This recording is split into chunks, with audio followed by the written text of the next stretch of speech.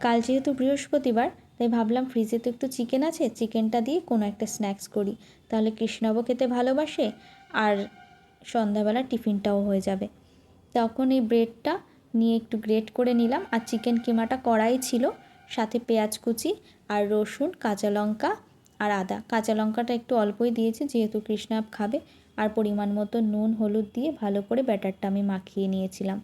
আর তারপরে নিজের ইচ্ছা মতো একটা শেপ দিয়েছি। আর এটা না অনেকটা সময় ধরে ভাজতে হবে, যেহেতু আমি অল্প তেলে ভাজবো, কেননা কৃষ্ণাব খাবে, তো ওর জন্য আমি এটা ডিপ ফ্রাই করলাম না।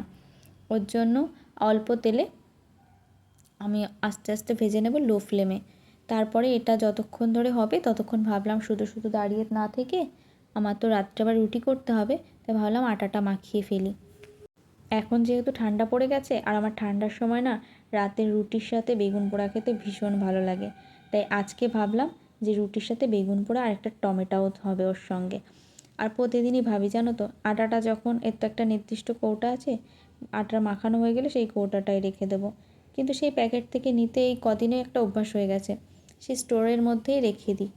আবার পরের দিন যখন বের করি তখন আবার সেমই মনে হয়, কিন্তু সেই রাখা আর হয় না। এইদিকে আমার আটাটা মাখানো হয়ে গেছিলো, আর তার সঙ্গে স্ন্যাক্সগুলোও তখন রেডি। তখন ভাবলাম যে তাহলে রুটিটা প্রায় 8টার দিকে বানাবো, আগে তাহলে এটা ওদেরকে দিয়ে আসি। আর দেখো ওরা তো এখানে বই পড়ছিল, বলার সাথে সাথে উঠে চলে এসেছে। আর ওদেরকে বললাম যেহেতু এটা চিকেন আছে, খাটে খাওয়া যাবে না, চলো নিচে বসবো। কৃষ্ণাব যখন খাচ্ছিল তখন ওকে বলছিলাম, বাবা কেমন হয়েছে খেতে? ও বলছে, মা ওয়াও।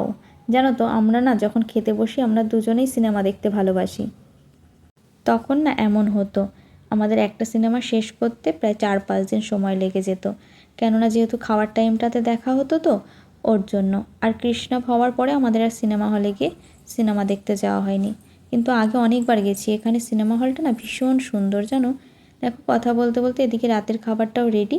এই বেগুন পোড়ার সাথে পেঁয়াজ কুচি, লঙ্কা কুচি, ধনেপাতা কুচি, সর্ষের তেল সব কিছু দিয়ে একসাথে ভালো করে মাখিয়েছিলাম।